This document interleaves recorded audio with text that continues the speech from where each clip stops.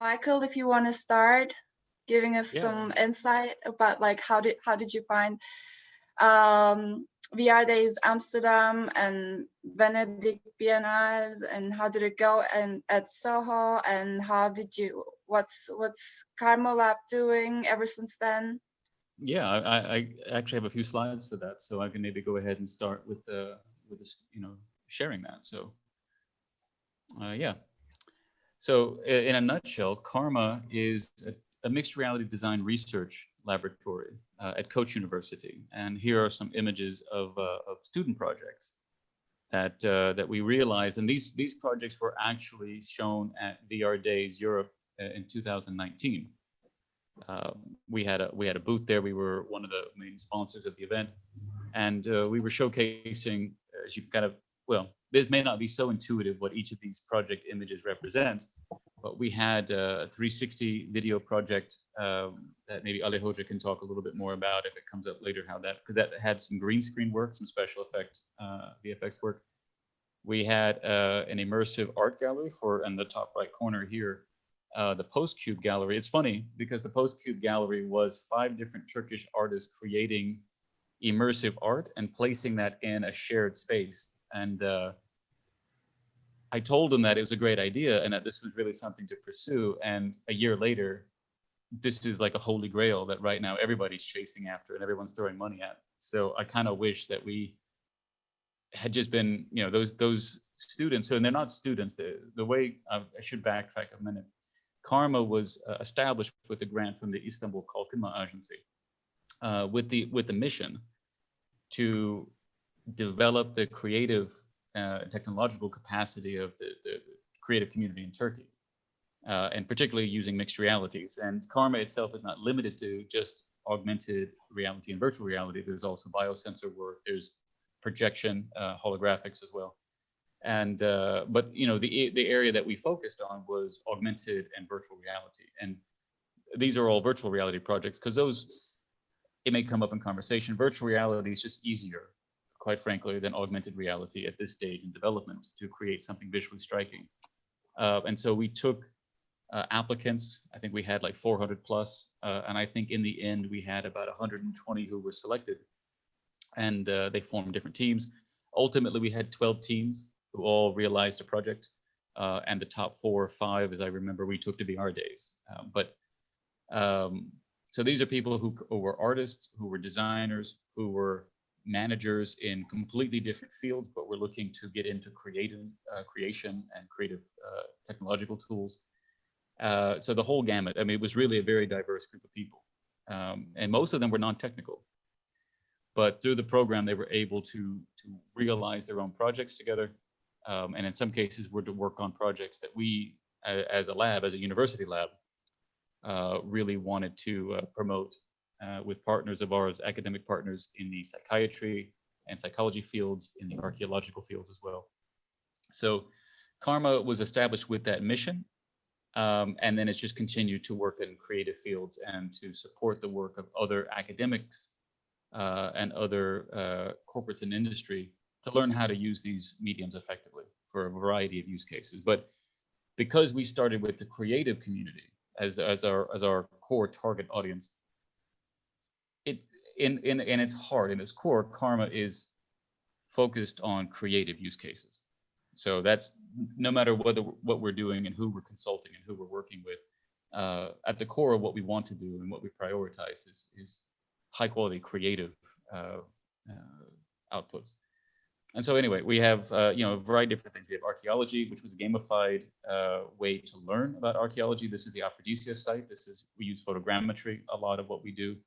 Photogrammetry and laser scanning, volumetrics is something that's a high priority for us, which has a lot of value now in cinematography, which I think we may touch on a little bit later. It's not something we've had a lot of opportunity to work with, but it's something related to our photogrammetric experience that we want to work with.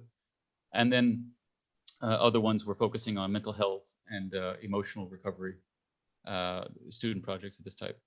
So that's Karma in a nutshell. And now, how did we develop this relationship with Soho House?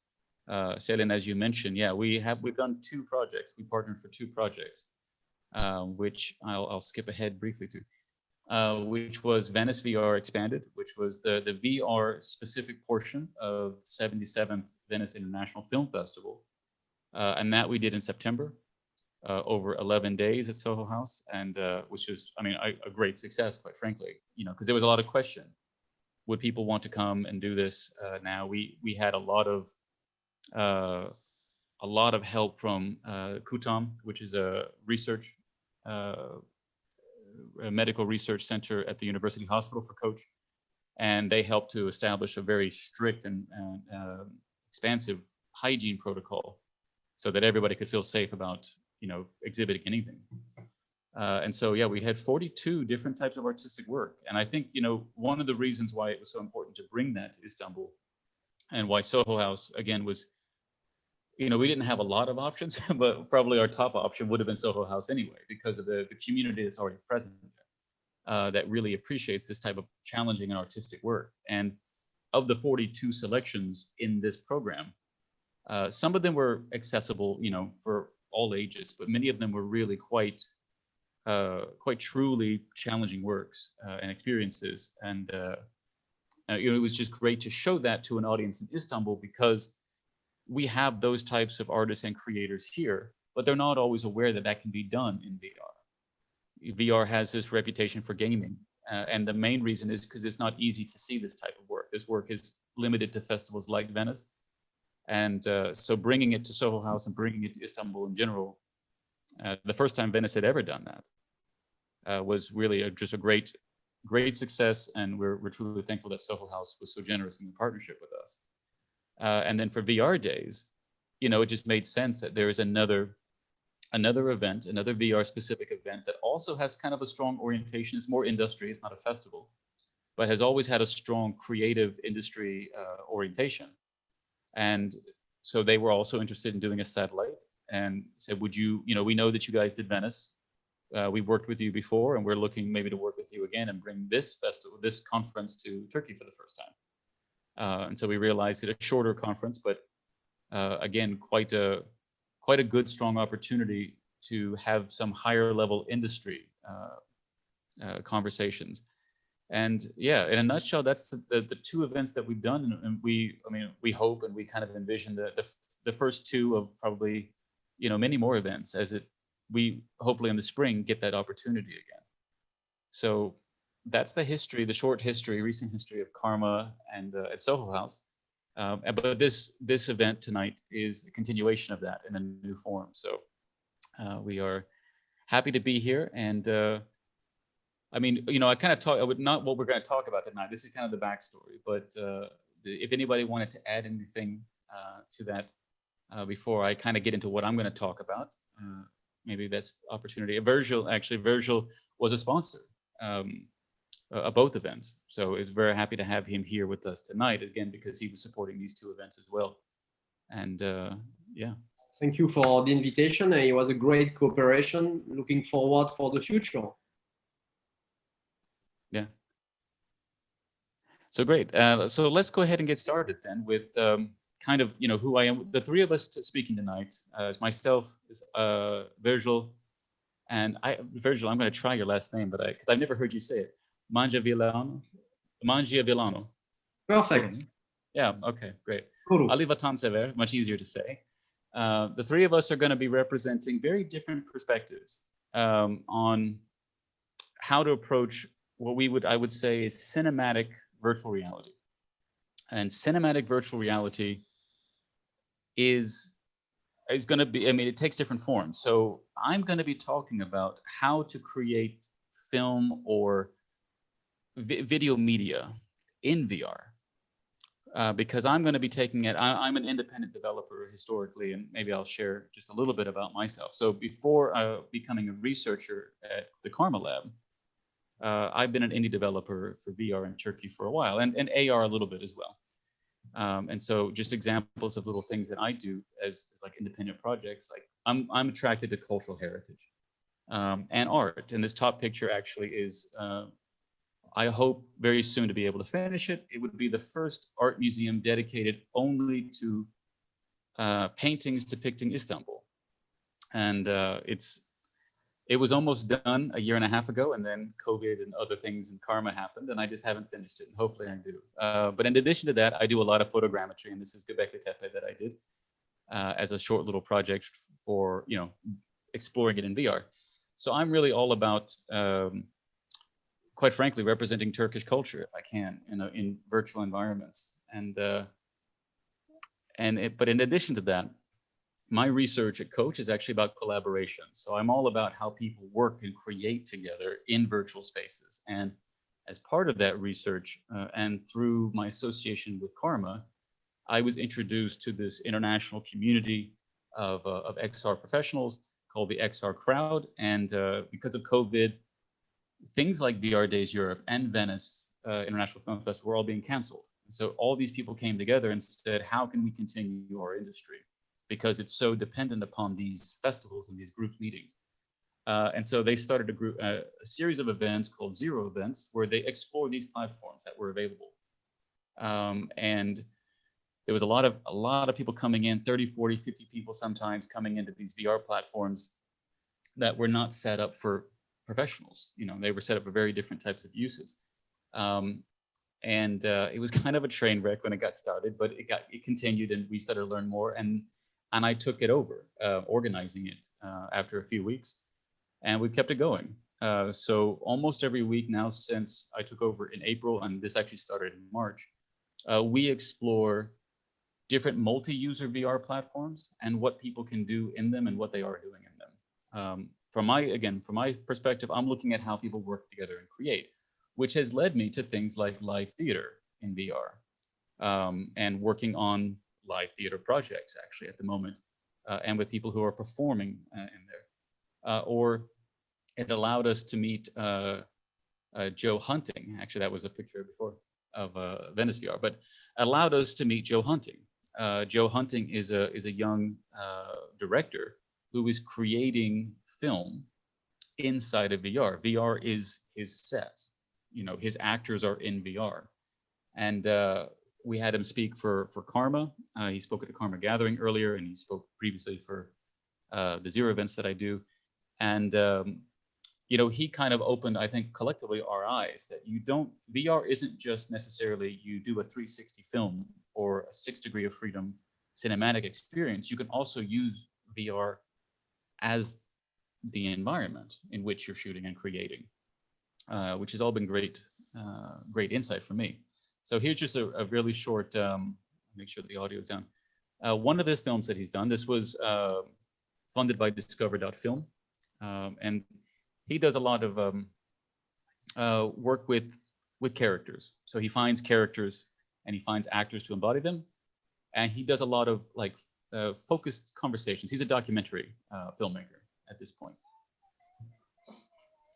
And so what kind of stands out about, you know, a project like this is that this was all done on a free platform. A free platform that's easy to customize. You can make it yourself. You can customize both the avatars and the environments, and you don't even have to make them. You can just go find what other people have made and use it as you choose. And so for a guerrilla content creator, platforms like VR Chat, and it's just one example, are just tremendous resources potentially, if you can find the things that are really mattering, which is the story, the characters, the narrative, the message you want to convey. If you've got that, then these types of resources, these platforms become really handy and available for people who can't travel very much. And one of the things that's really changed this as well, because historically you would just do screen capture, like OBS, if anyone's familiar with just capturing your screen. But one of the things that was revealed by Joe is that for people like him who are actually making film, more and more advanced tools are coming out, virtual cameras that are not just like screen capture. Because with screen capture, there's no depth of field. Everything is the same level of detail. But with these virtual cameras now that are inexpensive and sometimes maybe even free, you can actually replicate shots. And here's just an example of a little free tutorial for such a camera. You can change exposure settings and, you know, depth of field, lots of things. So you can take what's relatively less interesting, an environment, when it's all the same level of detail and resolution, and you can create far more cinematic shots in here. with relatively little time to learn it, and obviously much cheaper. So from someone who's trying to get into creation but doesn't necessarily have the budget to create a full size, work with sets and go on location, um, VR has this emerging potential to be an incredible creative environment and a prototyping tool. Now, a bit about what I have done, because I'm not doing film, I'm not doing cinema, but I am doing effectively like TV shows, web shows. And one of them that I did this year was a talk show that I did with a colleague of mine from Los Angeles, Catherine Henry. And it's what we used AltSpace. It was free. We would do our presentations in different places, depending on, quite frankly, how stable AltSpace was that day. And we'd have an audience of anywhere from like 10 to 45 people. And we would just do a talk show there. And, and these are free sets. I spent no time to set this up other than I created the room and an account. And I could record it. And I recorded and put it onto YouTube because that's where you find a larger audience. So another thing that we did with a colleague of mine, Lance, who's also an Istanbul creator and researcher, is we went into Rec Room and we went to these other places, and we did more of like skit-based, where we just went and we just created unusual environments, situations based off of what was available to us on these different platforms. And we talked about things like COVID and social issues, all around the power to just change the environments. And we took young children into a place where they were thrown around in a ship in the ocean. We made a show about that. We made a show where we went into Disneyland, an old version of Disneyland that doesn't exist anymore, and talked about nostalgia and the effects of it. We did a lot of exploration just with, particularly like in VR chat. And these are different platforms that I'm showing, but these are all free platforms. And it's interesting just to go in, like I said, and just find something interesting and then construct an episode, a short form episode around these things. So here we went into VR chat and we had a theme. I think the theme was aloneness, because we were doing a lot of COVID specific stuff earlier this year. And so you meet these people who are from all around the world, representing themselves with different avatars and interacting, and sometimes really just, we don't have to do anything but just keep the camera on and just look at them. And so for me, my perspective, what my contribution to this evening's discussion is how valuable these platforms could be. If you took the time, really know what you're doing and set them up, they can be really valuable resources to create with little to no budget, which, a lot of us don't really have much of a budget. So yeah, for me, that's my contribution, and I'm happy to talk more about it later. But I think the next speaker is going to come from a very different perspective on the same subject of funding and budgeting and such.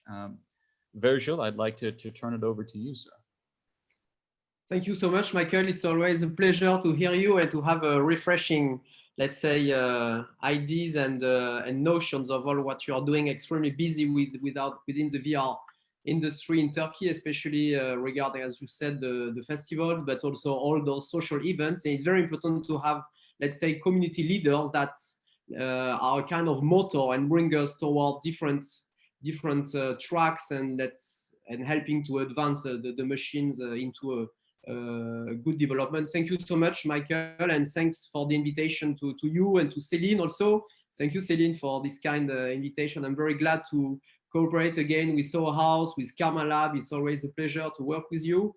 And indeed, as Michael said, today my contribution will be more about, let's say, the nerve of the war, what we say in French. I know in English we don't say that, or you can say let's say the pure force of the war. One of the most important elements of a budget of a film is a budget, of course, is funding. And the idea today, I will share my screen, is to have some overviews of the different possibilities that we can have regarding the funding prospects in terms of immersive film. Of course, I will not only talk about immersive film, but more globally regarding the funding process. As some events, we can organize them through different ways, and the immersive aspects can be within that. I would like to mention also that all the procedures that we talk about are either procedures and applications I have personally done, or I have received a fund from those structures, or it could be also different applications that I am experiencing right now. We were talking with Ali at the beginning of the conversation about a current application we are hoping for. So this is one of them, but and also some of other people have experience, and I can testimony for them, some close friends. First of all, maybe I can introduce myself. My name is indeed Virgile Mangiavillano. I am French, living in Turkey since 10 years now.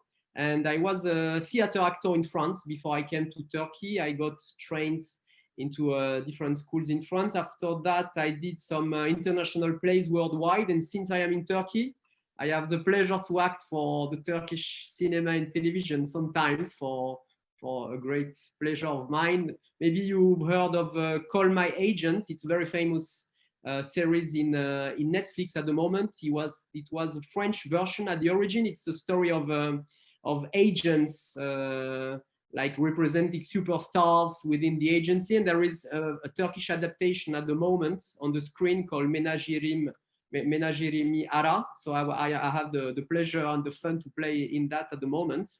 And yes, I also had the chance to work with Ridley Scott, who came to Turkey 2 years ago for a short reclam, for a short advertisement regarding Turkish Airlines. So it was a great honor also to work with such a prestigious person.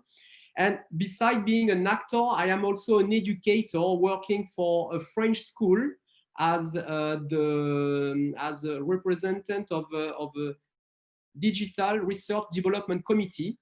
Within this research center, we are trying to develop different kind of new technology integration to enrich and develop the education. This is our target. And I can talk briefly about two of them. The first one is artificial intelligence. We are trying to integrate that within the education process by different means. Of course, everyone knows what is a chatbot. It is one of the application we try to implement within our classes, but also we organized a hackathon about artificial intelligence in cooperation with Google. That's how we tried also to get close to the most prestigious student and school to in 28 hours to bring them to create a solution, a machine learning solution for the environment. Also, I'm responsible of the virtual reality club, which I founded in 2017. This is how I entered the VR world, the VR, let's say, industry in 2017. Again, we are trying to develop different solutions, virtual reality solutions to help the education process to develop and try some new high-tech ways for the education of the future. And finally, I am producer of this company, Virgile Film, trying to, of course, produce virtual reality films, but not only. We have currently a series for the Pakistani markets under process. We are signing the contract for the synopsis for the script writer at the moment. So yes, that's about me. I would like, before I start, also to have a brief overview regarding the different, let's say, VR, two main VR festivals which are organized. The first one is in Cannes. It's called Cannes XR.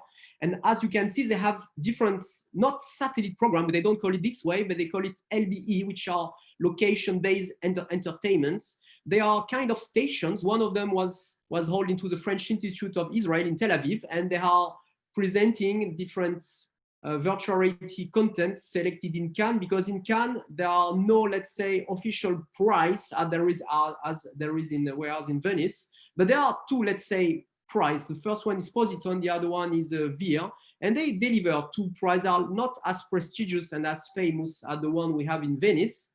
And let me pass into Venice at the moment. This is another very prestigious and famous festival worldwide, and you were, Michael, pretty well mentioning that and explaining about our cooperation. You can see all the list of the satellites program. One of them was indeed in Soho House, and congratulations again for this great organization with the Koch University Karma Lab, a brilliant event. It was It was a huge success, lots of people, and it was a great pleasure for me to help, to contribute to this event, allowing the emergence and the development of the VR industry in Turkey.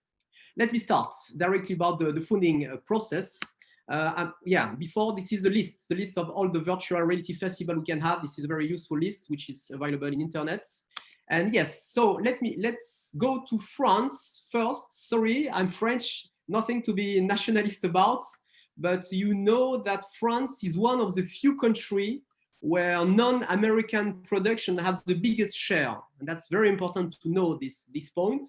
And the second thing about France, it's one of the biggest co-producing country. There is a long co-producing tradition in France, and this is why there are plenty of helps for producers to find there.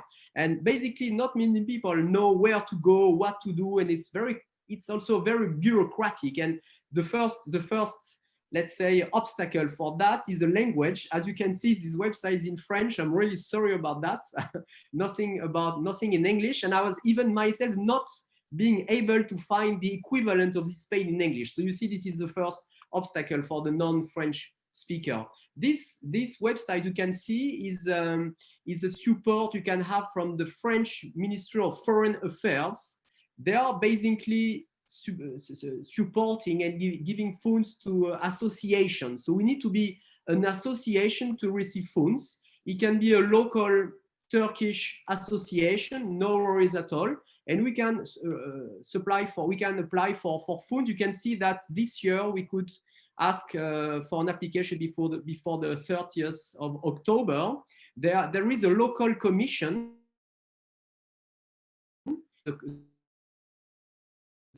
Some people from the French consulate. It's a first step of validation, and once the application is validated locally, let's say in Turkey, it goes to Paris directly to the Ministry of Foreign Affairs, and there is another commission, a second commission, where they are in Paris deciding about the projects.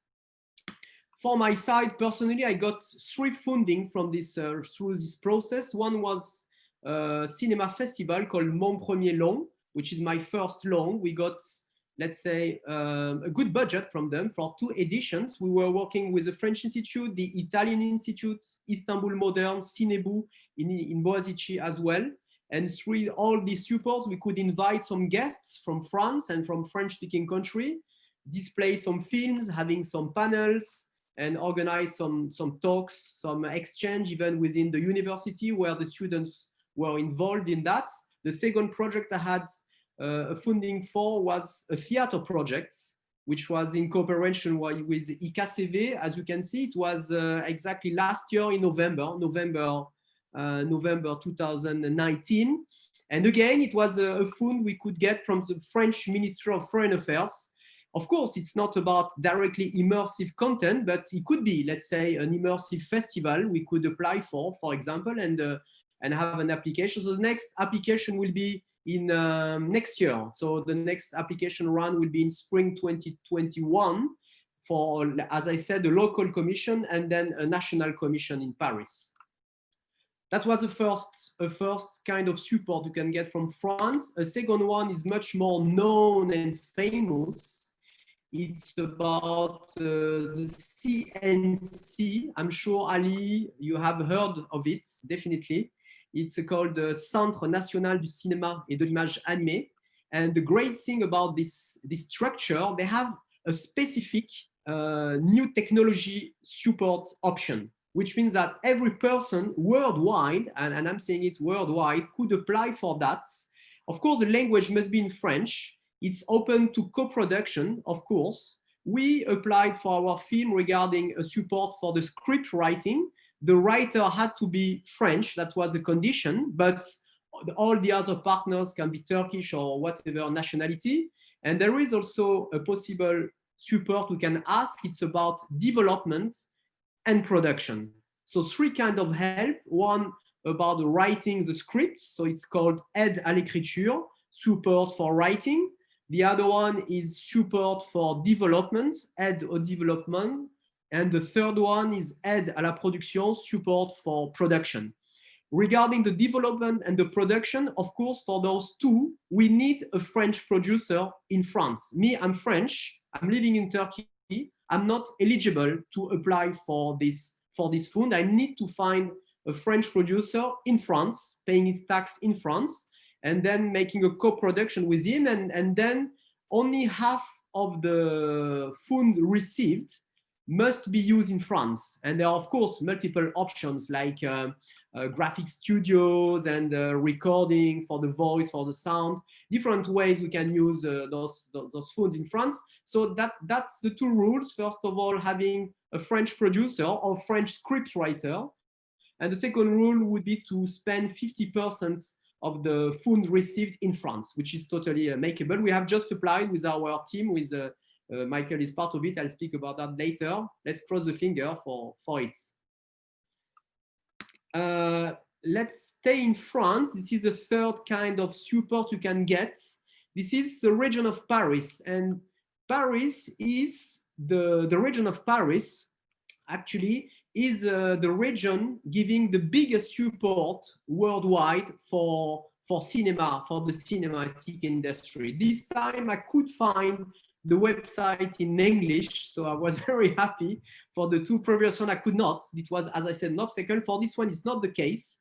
And it is also open to foreign producers as well. They have big supports. And Ali, I could recommend you to apply, and any Turkish producer for that. Of course, there are conditions. One of the conditions is to spend some money in Paris. You can imagine, Paris is, of course, giving big money and supporting as much producers as they can. But the condition, one of the conditions to spend, I think it's also about 50% of the fund received in Paris. And it doesn't have to be about shooting. So it can be spending money in Paris regarding script writing, regarding graphic design, regarding sound producing. But it doesn't have to be about shooting. That's also a very important information to know about. So that's all about France. Three big options, I would say. And let's go now to Turkey.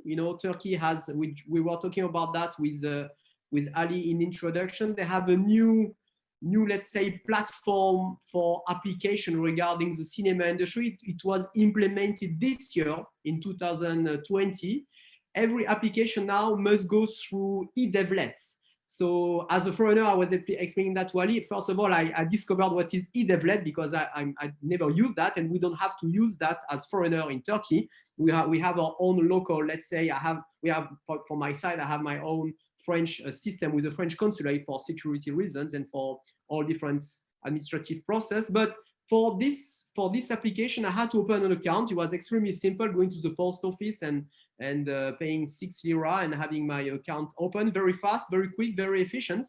And then different steps to ask regarding the application. What I was explaining in introduction with the small chat with Ali, there is no, as far as I know, maybe I'm mistaken, but we were calling them, there is no VR section, virtual reality immersive section, or let's say high-tech section, because the structure I was talking about in France just before, the CNC, they have a specific high-tech version. It's not only about virtual reality, it can be about mixed reality, augmented reality. It's just about, let's say, high-tech.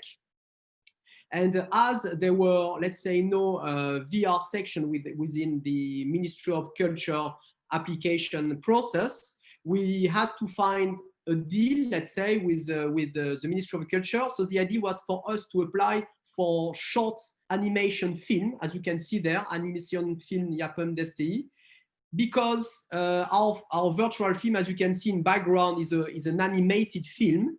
And so he had to go into this case. He could only fit into this case. It's a short film, as let's say 99% of virtual film. It's about 50 minutes, so it's a short film. It's an animated film. This is why he had to go into this case, into this box.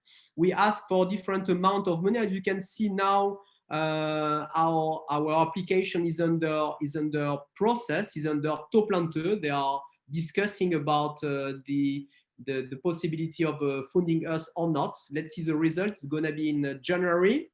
And lots of files had to be submitted. It's a little bit complex, but not that much. And they are very helpful, I have to say. We had lots of conversation with the Ministry of the Culture, extremely helpful, extremely responsive. Even there were some, let's say, law and jurisdictional issues. My lawyer also called, some of my friends, me too as well. We were several to call and extremely helpful. So at the end, the application was validated and we wait for the result in January. Let's go into the United States of America. They have a very interesting funding collaborative process. It's more, let's say, a crowdfunding, a collaborative crowdfunding, because every one of us can become a member of Kaleidoscope, a very nice platform held by René Pinel, the CEO of this platform. Most of you know him probably. And within this platform, we can be a member. We can be an ally member, which means we also co-finance all the projects. We send every month a short amount of money, and at the end, it creates a plot. And within this plot, at the end, it allows different projects to receive a grant. For example, you can see here 2 grants. The first one is Creative Challenge Grant. It's for artists having a production to be released in 3 months. It's for a fast one, and the budget has to be less than $5,000. So it's for, let's say, a short budget production and a fast one. The other one, and this is the one we are applying for our film. I remember this is the background of over there. So this grant, it's for mainly female gender, basically for female artists willing to apply regarding a VR film. It has to be into development. So it should not be in production. It should not be into a writing process. It has to be in development. Any kind of a female artist, no matter whatever the nationality, can apply for this grant. And our director, Özgül Gürbüz, she applied for that. And as you can see there, the submit deadline, the 31st of January, and the award will be given in the 1st of February. Finally, let's say, 2 incubation examples. The first one is the Biennale College Cinema. Ali was already part of it. He knows that perfectly. And the other one is in Cannes. Again, we speak about Cannes and Venice. As a team, you can be part of that. You can apply. You can also receive some fundings. And you can also be part of an incubation program within a team, and within, let's say, a different step program. You have the chance to benefit from the help of different professionals who come to you and help to develop your project and finally release it regarding Venice at the Venice International Festival. So this is our film. Let me talk to you briefly about 1 minute regarding our film. It's a dreamlike dive into the ocean, a virtual reality film. We target the Z generation. And as you know, ecology is the main preoccupation of the target of the Z generation. This is also a big inspiration for us. And the big strengths we have for our film, I talk about it, but I should not actually, because the brain of our film, the 3 main brains are female. 3 women were, let's say, designing and thinking and brainstorming and creating the very precious and brilliant environment of this film. As I mentioned already, our director, Özgül, it's also about a scriptwriter called Sonia Delhaye. She was selected in Cannes as a director for a very interesting and audacious film regarding prostitution. It's called The Trick. And it's about the concept of the trauma regarding buying for sexuality. Very interesting concept. She was selected in Cannes, last Cannes Festival, and we have the honor and the chance to benefit from her help. She's our scriptwriter, and Asia, the other author, the other writer, was a great help also, and she's working with us at the moment for writing let's say, the treatments. This is a global team. Michael, don't hide yourself. You are there. Michael is a technical director. You can see all of us. We are 2 producers, a concept artist as well. And any one of you can contribute as well. We are still looking for support, of course, of the film. And if you let's have a look maybe of a short teaser to finalize this presentation, and that will be all of it.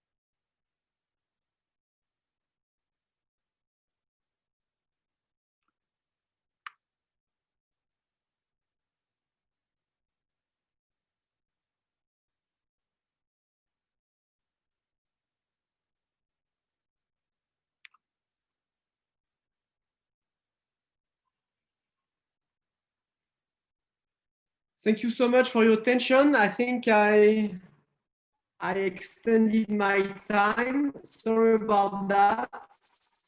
I hope I was concise and precise and helpful. Thank you so much again for the invitation. And I pass the word to Mr. Ali. All right. Thanks, Virgil. So nice to hear that there are so many options for the funding. That's the main thing. So let me turn on my presentation. I'll talk about from a directorial side because I'm a director for feature films, regular as we call them, flatties, 2D films. So this is the stuff that my latest film was. This stuff, maybe you heard about it. It was out on theaters last year. But I also, since 2017, I'm also quite preoccupied with virtual reality and how we can shoot films in virtual reality. And this was one of the documentaries that I shot in the US, in Los Angeles, sponsored by Google. We got a camera from them. This was in 2017. It was quite early. We didn't know what to do, but we kind of learned our way through it. So I wanted to also talk a little bit about what's available to a director and what can you do and how it is different from a regular way of production. And, you know, and also we should talk about that, you know, like film history is more than 100 something years old, 120 years old. And it kind of started with Lumiere, a train arriving to the station.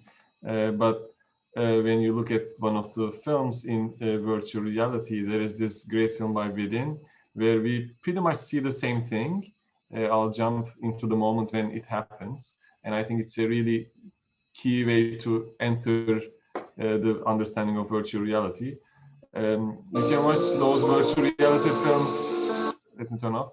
You can watch those virtual reality films on YouTube, but also you can have your VR glasses on, and you can experience this 360-degree film, where a train, when you watch it clearly, it just goes through you. So when you immerse yourself in this thing, you look around and you are in the middle of the lake and you see a train passing through you. And after 100-something years, you can pretty much see the same film, this time in virtual reality. And we always hear the stories, historical stories from the first screening of film back in 120 years ago, that people were scared of seeing the train coming at them and they left the cafe. Now, 100 years later, you sit down and you see a train passing through you, and it's as scary. So it's really new. And considering that it took back then 5 years or 6 years to find the idea of close-up, cutting to close-up, developed 5 years after the invention of filmmaking, it took too much of time. So right now we are in the dawn of virtual reality production, and we know pretty much nothing. We don't know what's effective, how to tell stories. So we are basically early adopters, all of us. Since you are here also, you are one of the early adopters. We are trying to understand what we can do with this new way of storytelling. And one early examples is The Clouds Over Sidra by Gabo. It was actually a documentary that takes place inside a refugee camp, and it was screened in one of the UN meetings where they were fighting for the budget of refugees. And some NGO came up with the idea of how about we put those world leaders into the shoes of someone from a refugee camp, because they were always hearing stories about them, but they never been there. And the good thing with virtual reality is you can create the idea of presence. So they came up with this great film, Clouds Over Sidra. It's a 5-minute short. It's kind of telling the story from a little kid's perspective living in one of those refugee camps. And after watching this 5-minute piece, everyone was so impressed, and they doubled the budget that year for refugees. And I think this film had also a great impact on that. So let me turn on the volume a little bit. I don't know whether you can hear it. So it basically is, when you have your goggles on, you see this little kid talking about how they live inside the refugee camp. So in a sense, it is. I have a big family, 3 brothers. One is a baby. He cries a lot. I asked my father if I cried when I was a baby, and he says I did not. I think I was a stronger baby than my brother.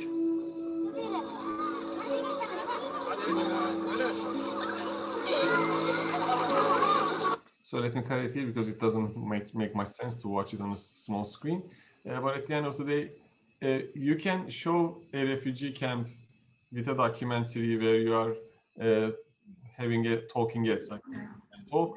But what they did it, they made it into a story format, and a little girl guides you over her experiences in that little space, and you are present in this 6 minutes, and it's very effective.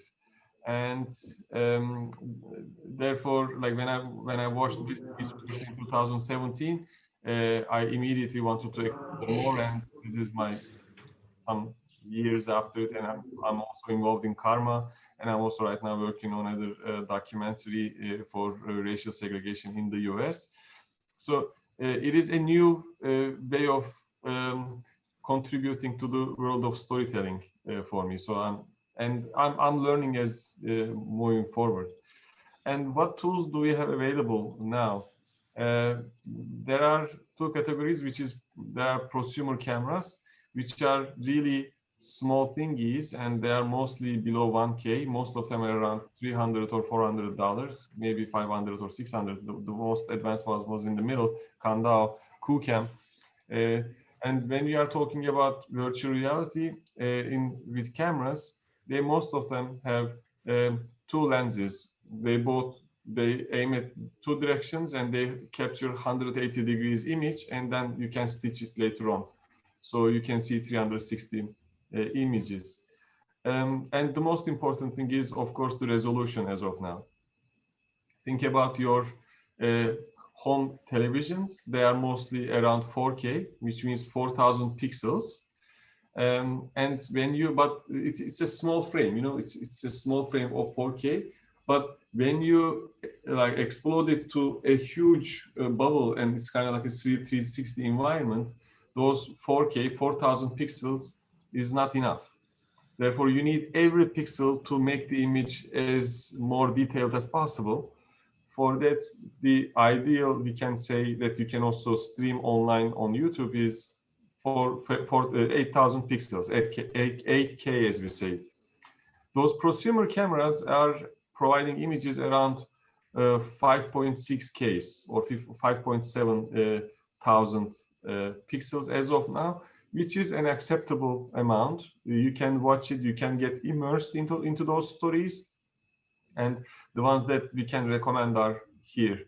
The most advanced one I can say is Kandao. They are specifically working on virtual reality. They also have a professional camera. Ricoh camera is really handy. I started with a Ricoh camera, but they are right now, they didn't produce a 5K camera yet. The latest is Theta 5, and which is 4K, only 4K. You can go ahead and find those GoPro cameras, or Views is coming up with a really strange concept of adjustable lenses, so you can shoot on a single direction like a stereo. I'm going to talk a little bit also about stereo, idea of stereo in production. But these are all the cameras, and you can handle them. You can put on a tripod, and you can, and also there is also a small video that shows how to shoot with it. It's really so compact and easy. You connect it to your camera, to your Shooting smartphone, video. and you go for it. First up, connect your phone and camera. Connect over Wi-Fi. Then open the Theta app. Click the video icon and tap Shoot to start or stop recording. To transfer and view your footage, tap Cam Images. Start transferring by tapping the thumbnail of your selected video. Once transfer is complete, video playback is available under the Device Images option. Now you can share them on SNS. It's unbelievably easy. It looks complex, you know, it feels like complex, but it is not. You just put your camera, connect it over Wi-Fi. You can see the image that you will record. The only thing you should do is, since it records in every direction, the idea is that you should be pretty much hiding. So that's the key thing. And there is also professional level cameras. They are 2K and up, most of them. It goes up to like $20,000 dollars. The ones that are highly recommended are, of course, Insta360 Pro 2, a new camera. They are constantly upgrading their cameras, which is an 8K camera. As you can see, you can have a monitor. You can monitor it from a distance. It works over Wi-Fi. And also Kandao, like we see their 8K camera, prosumer camera. It's great. And the idea is, instead of having two cameras looking 180 degrees, they have multiple cameras. They capture each image from many possible directions, and then they stitch it together to create this one solid 360 image. And they can capture around 60 frames per second. I think one of them, like probably Halo, can capture around 120 frames, which is definitely better to move forward. There is also one additional element to this. Michael briefly mentioned about this photogrammetry. Instead of shooting from one single location, you fill this room with a lot of cameras from all the directions, and you record people from 8i brings you the best way to create and experience volumetric 3D video of real people. By giving you complete freedom of movement, volumetric video enables an unprecedented sense of presence and real emotional connection with the person you're watching. Up until recently, we could only get partial view of people in VR. Today, we're excited to introduce an industry breakthrough by enabling fully volumetric 3D video of people, allowing you to walk completely around the... So you can see that the one that the man is experiencing is he's using HTC goggles. It's a room scale. You can walk around the subject. When you shoot with regular cameras, of course, it's you cannot walk. It's static. You should only experience it from a single location where you're shooting it. But if you want to walk around the subject, then you need to do volumetric capturing in specific studios. Then you can freely walk around. There are some examples for that. Emblematic is a really great company from Los Angeles. They did this solitary confinement documentary of a man who is out of solitary confinement, and he talks about his experiences inside and outside. And for that, they captured him volumetrically, and you can look, when he's also mentioning that he's cutting himself because he was so lonely, and you can get really close and see his scars on his wrists.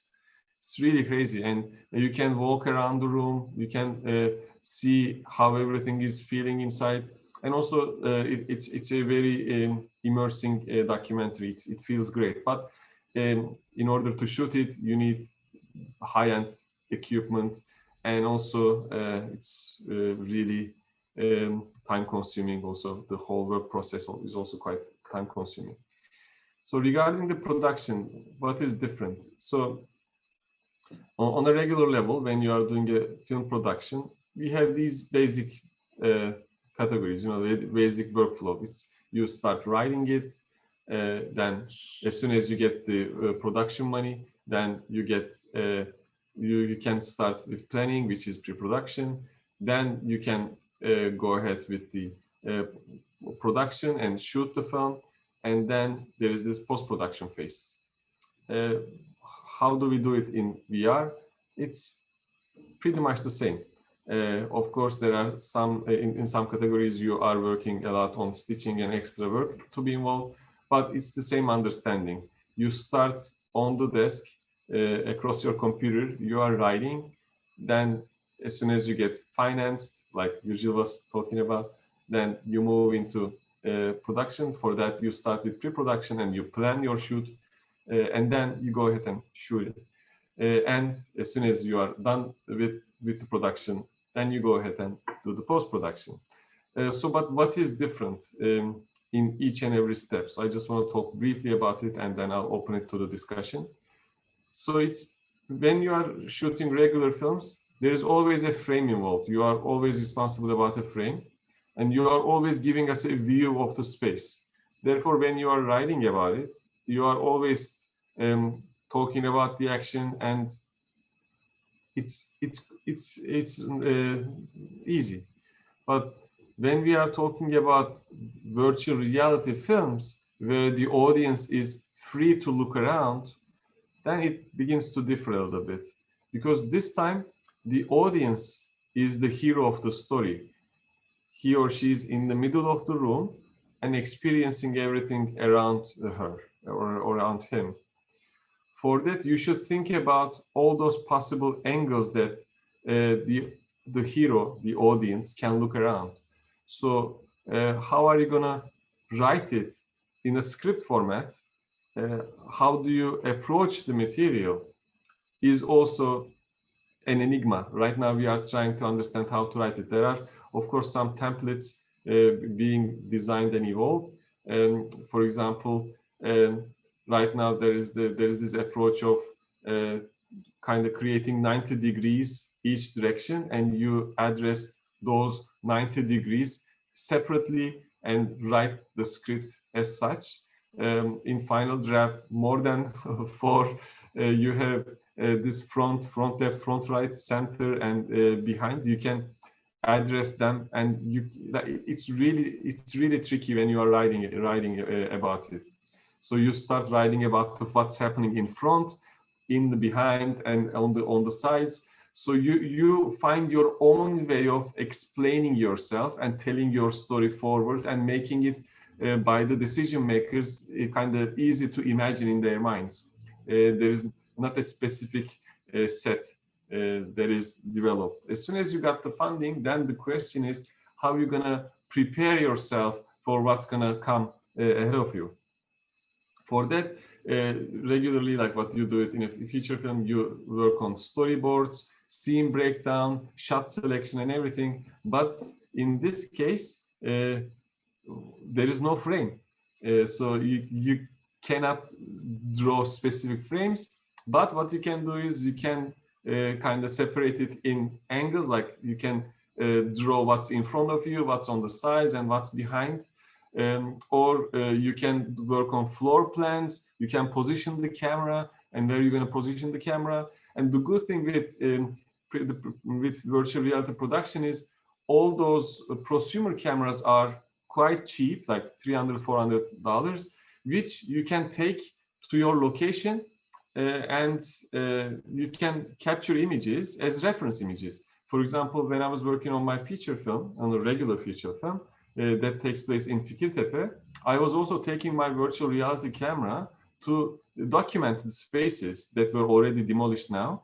And since those cameras doesn't look like a camera at all those security guards couldn't stop me because they were approaching. I was saying, you know, I'm a mapper. I am working on this engineering office and I'm mapping the space. And they bought it, and I was working in all those strange locations so easily. So that also small humble cameras that gives you a lot of flexibility to work around. And also, this is me on the production, on the left of Saf, and there you should be really this serious, demanding director. But when you are shooting virtual reality production, in that case, since the camera sees in every possible direction, you can see a camera up front here. It has 12 cameras attached. It's seeing at every angle, possible angle.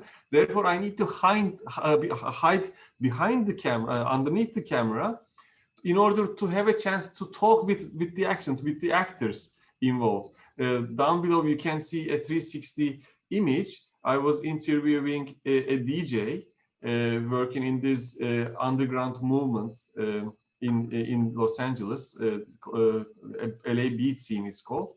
And down below, I was guiding and I was asking, raising questions to the actor, and we were discussing it, and it was so fun. And you know, like we are learning and how to cooperate with the actors, how to monitor the action, and most of all, in the post-production, I think when I talk about a little bit about post-production, you'll understand what you should be also doing during the shooting. In regularly, we are always dealing with frames, right? There is a frame followed by a frame, so we cut to another image, cut to another image. So there are shots by shots in a regular film. But in virtual reality, there aren't any frame. Therefore, it is all around you. So we have a scene which was taken over by another scene, and then you cut to another scene. So it is kind of like ecosystems taken over by another ecosystem and taken over by another ecosystem. So it's you are thinking about possible worlds to open up to the previous world, kind of. So, but the question then is, where is the audience looking at? How do you presume that the audience is looking at the thing that you are meant for them to look at? So that's also crazy, because there can be someone who is a totally rebel audience, and you want the audience look this way, but that audience might look the other way and enjoy what's over there. So, for example, there are some new ideas, methodologies being developed at the moment. For example, in the first world, first image, first surroundings, your audience can be looking this way, from here this way. Then the action can take the audience's attention into another direction. Then you open the next scene from the same direction. So you guide the audience where to look at in the next shot, as we say it. But it gets a little bit complex. Then you should think about how to guide the attention of the audience. We never had the problem with that earlier with filmmaking, because you show them, this is the frame, you show immediately the frame. But here you should know where the audience might look, and you should react to that. Think about here, for example, you are shooting a film about an ice rink, but the audience can freely look at this person right around here. But then maybe that person looks at you and then looks at the ice rink, which also cues the audience, your experiencer, to look at the ice rink again. So you are finding ways of directing a 360 surrounding. For example, here also there are some decisions to be made. For example, you can cut from an interior of a funicular into a barn. This is a geometric cut. When someone is looking at this specific space, then you can cut. There is another space which is a fine and pleasing cut. But you can also surprise the audience. You can, for example, this is our previous scene. You are looking into the direction, you are enjoying the view. Then suddenly you open the new scene, which starts with this horse, for example, there is also the surprise effect. You are basically guiding the audience in those spaces, and this is how you are basically editing the image. You are switching those worlds by your emancipation of where the audience might be looking. So many different decisions to be made at each and every level, and reflecting back to where I started, after 120 years, all those conventions in filmmaking are there, but we only started to scratch the surface of VR filmmaking, and yet we don't know how to cut to a close-up yet. And therefore, if you are really interested, join on board, and there is so many new stuff to be explored also. With that, I'll open it to the audience's question. All right, yeah, thanks, Ali, and thanks, Virgil, before. Thank you all. I guess someone has a question, but Okay. we can start with that person. Not sure who is it. I have a question actually. Hi, my name is Sadat. I already met with Michael before at the Amsterdam VR at Soho. My question is that like I've been listening to your the talks about this like filmmaking through VR and stuff, but like when I this was like the first time I tried at Soho House. Like I tried the drag queen kind of like a short video, but like how do you like if you watch it like more than like I feel like more than 30 minutes, the biologically is like it makes you feel like not really connected with the video itself. Like how do you what would you say about that? Because like it's not really like it's not easy to, I feel like it's not easy to watch something over VR, especially for a long period of time, because it's just like makes you dizzy. Like I don't feel like comfortable watching a movie through a VR rather than, because like it's like just like a video game. I like to play it on like a controller rather than a VR, because it's just like to watch it like sitting down and stuff like that. How would you comment on that? Well, I think we all maybe have different comments we can share on that. That's a wide-ranging thing. So, in terms of like dizziness or nausea or like a visually oriented discomfort, that's usually people feel nauseous, or they feel VR sickness from bad design. I mean, bad shooting, bad planning. If you don't do those things badly, then you still have the weight of the headset. You still have the comfort factor of wearing something on your face, which if you're in a hot place, is you have less time, you can do that. If the headset is heavier, they're getting lighter. Virgil has a Quest 2, which is the lightest one probably on the market right now. And it's, a lot lighter than the ones you would have even have seen at VR days. But I know that there are full-length films in VR, 360 films, but they're not that many of them, and I don't know anyone who's watched them all. It's hard it's not just hard from the audience's fatigue factor, physically wearing something, as much as it is, you have to tell a story that is kind of location oriented. I mean, Ali may have different thoughts on it, but from my thought, it's one of the things that makes it really different is that usually the location is so much more important because you're locked to it in most VR 360 environments. So how do you tell a story where there's less physical motion, or and you have to convey that in a different way? Like it requires different ways of approaching stories, or maybe even different types of stories that you tell. And so not that you can't watch it. I mean, because I've spent hours in VR, but the hours that I spend in VR is active. So there's the other side of whether or not it's as worthwhile when it's passive. A passive VR experience. What I tell people now, I really emphasize, VR headsets require 100% of your attention. It had better be worth it. Because if it's not, if you're bored and you want to check your phone, I want to take the headset off. So if I'm in like what we were talking about, like those social platforms that I showed, if I'm talking with people and playing games with people and interacting with people and going around and exploring with people, I'm not worried about my phone as much. If that cinematic experience has just got my attention and I'm 100% invested, I can wear that headset for a long time. But if it's like got some downtime and they're doing some establishing shots and I'm not really that interested in it, yeah, I start to think like this headset's competing with other things I want to do. There are too many layers to that question. One, when you reflect back to 1896, when they discovered cinema, the first feature film came around like in 1905. So they didn't think about cinema as an art form to start with. They were only producing not even a minute-long films for some period of time. There are two reasons for that. One, the technology wasn't there to shoot longer. Like in our case, the technology is not there yet.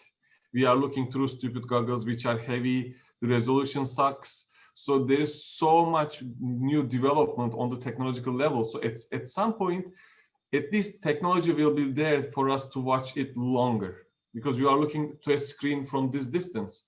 But when there are different solutions to that, maybe it's gonna change. And also, we yet don't know the stories that require your full attention for more than 5 minutes. We are always thinking about regular films where you can watch for 90 minutes. But VR is something else. We are not aiming in VR, we are not aiming for feature films. It's something totally different. And also the culture is not there yet. And it goes all hand in hand. And I think this is the good thing. Like we are trying to understand what is a good story.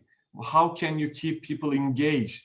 For example, they just released, I think like around June, Half-Life Alyx, which is a VR shooting game, like first-person shooting game. And I think the total game lasts around 15 or 20 hours or so. And it is the best. It was selected as the best film of the year. Best game of the year. In a sense, people decided to invest their 15 hours or 20 hours into that game, and they were enjoying it. And it also boomed, of course, the sales of all those platforms and all those hardware. So I think we're gonna figure it out eventually. That's my take. Nice, Ali. Nice, Michael. I don't have much to add. You mentioned everything. Just two points. You spoke about the start and of the film industry at the beginning of the century. Let's imagine how the people, how they were dizzy and what were their emotion when they were watching it. For sure, they had headaches. For sure, they couldn't stand it. For sure, they couldn't hold long.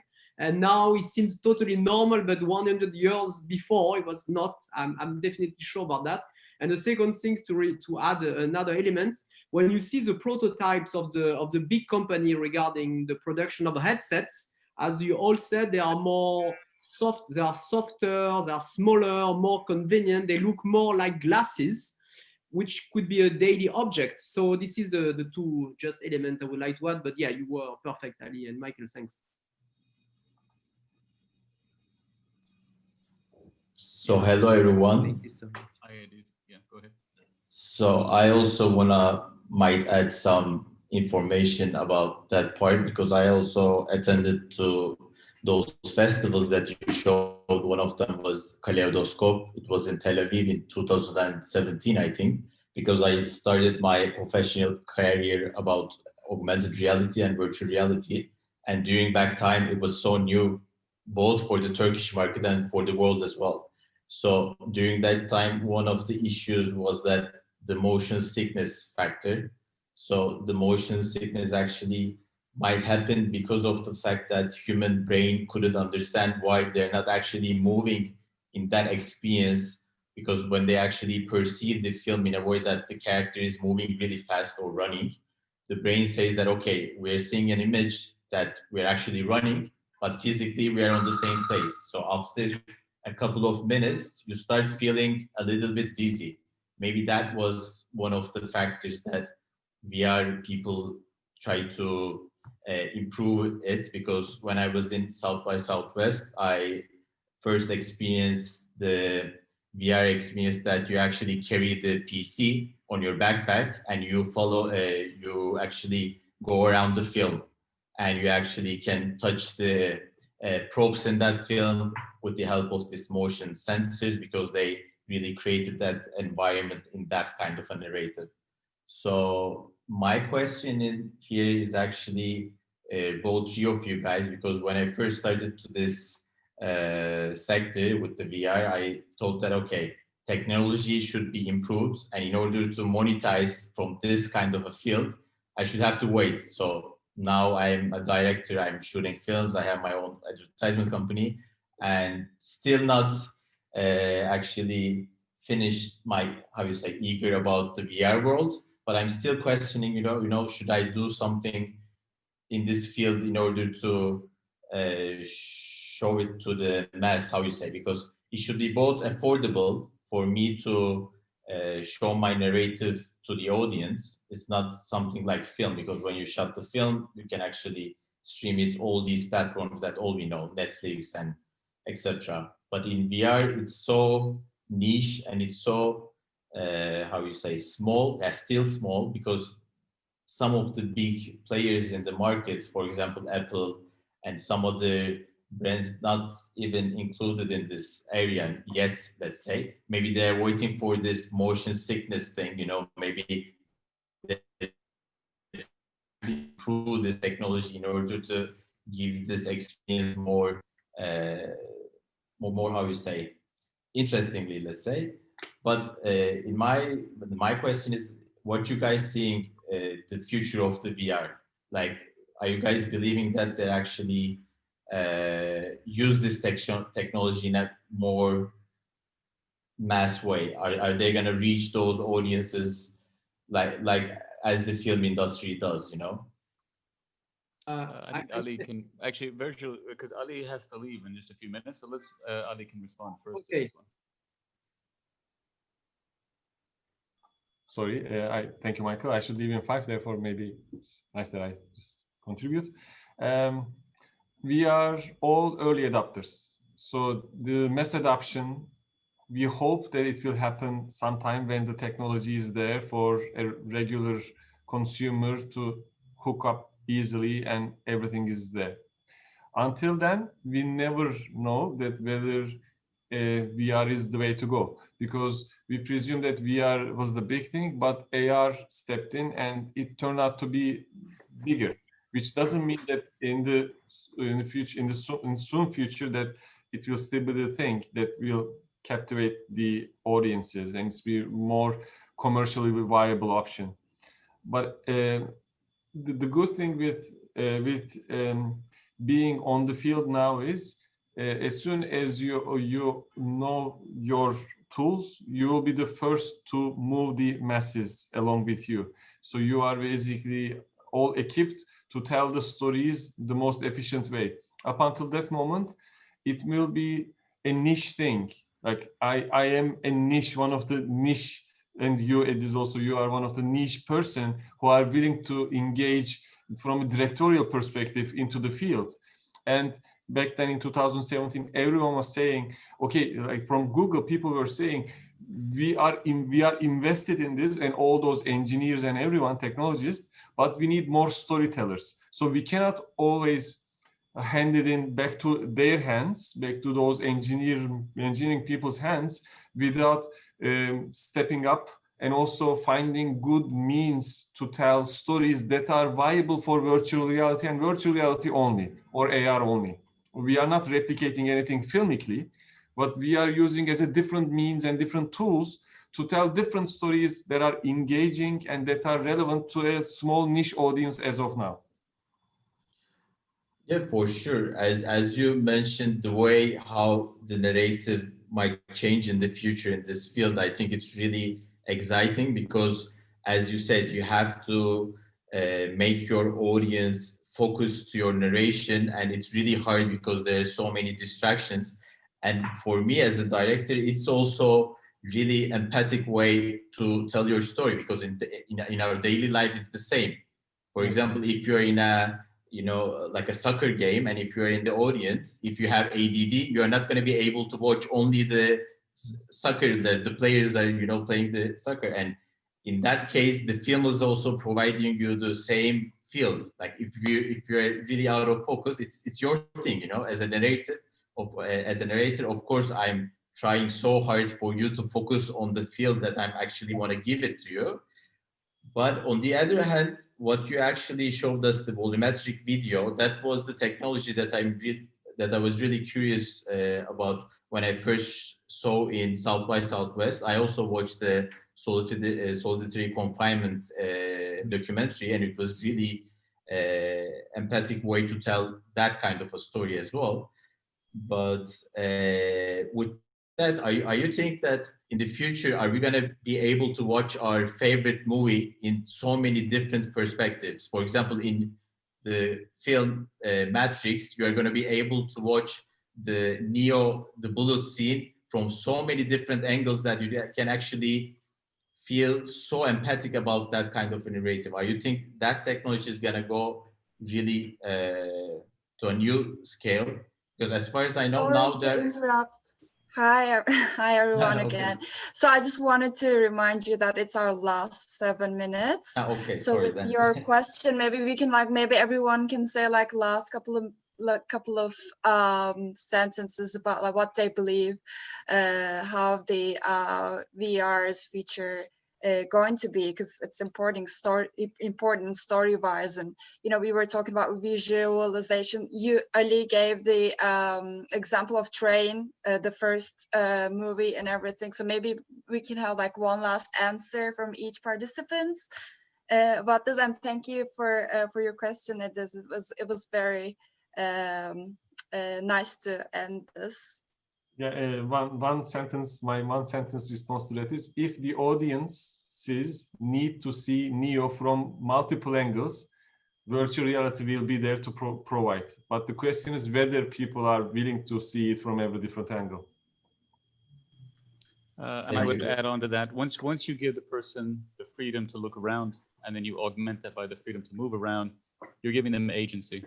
And if that agency has no value, then there's no point to give it to them. So I'm going to go ahead and say that for me, I've not ever been confident in the future of 360 video because it's a difficult way to project that much information, and it's not a natural experience because your 3 degrees of freedom is not tracking you as you expect your body is being tracked. So you have nausea far more often in those types of environments because it's harder. A 360 video, to do it well, is far harder than an interactive 6 degree of freedom experience to get it as a user experience. So I am more on the side of, I think volumetrics is a nice way of bridging cinema into what might be considered more gamic, even though it doesn't have to be a game, but you know, the engine-based experiences.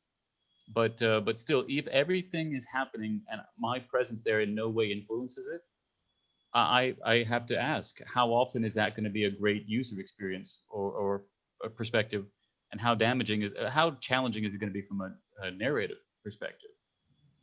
If I include agency, so I make it interactive storytelling, which games have been doing for a long time, I feel like that's more where this type of space is utilized.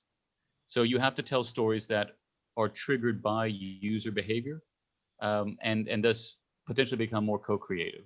I think that's more the future from a cinematic perspective with virtual realities. And I should say bye before Virgil takes over. Thank you, everyone. Bye. And I virtually kiss everyone, and stay safe. Thank you. Thank you Thanks, so Ali. much. Ciao. Bye. Thank Now, you. last 4 minutes. my reply will be extremely fast. It's very simple. I don't know. It's I think it's it's impossible to plan. You know, the next scale, and the issue we have is a lack of research, and we didn't have time enough to take a step back and look from ahead. And I studied the research of Maryland University, for example, regarding the memory into VR and how it can enhance and foster the memory for learning, for example. And we need this kind of research laboratory to make you know, study the dizziness, study the memory issues, study the audience. Ali was totally right. I mean, if the audience wants to be Neo and to be into the cocoon, then it will boom, you know. But so far there is no this kind of will, we have to admit. So hopefully it will come in the future. But definitely this research side is important. And unfortunately, as a producer, you know, and everyone know that a film to produce into VR is not very, let's say financially a great prospect. Let's be honest. We produce the VR film more for a passion point of view than for, okay, I'm going to make a lot of money. No, let's be honest, it's not going to be a big asset in terms of money return. Let's be aware of that. So this is the issue. We lack research, and to do research we need funds, and we need, you know, profitable endings. And as we don't have profitable endings, this is a snake eating its tail. So not simple, and I don't know. So I'd like to take a last couple of minutes just to thank everyone for attending. It was our great pleasure from Karma Lab to be here with Soho House, and thank you again, Selin, for helping to make this happen. If you know, we unfortunately didn't get to a whole lot of questions, but Selin, if you would please share our contact information. Anyone can reach out to us. We're happy to respond to any further questions, or if you have projects that you'd like to get some feedback on, or even find out, you know, is there a way we can help you to realize your project, either at Karma Lab or with Virgil, or even with Ali is on his own. Please don't hesitate to reach out to us. Yes, Sure, please. thank you. Yes, please. This is the idea of our presentations. We try to be helpful as much as we can. Do not hesitate on an artistic point of view, a producing point of view, or developer point of view to reach all of us, and we'll be really happy to consult and help your VR project. Definitely.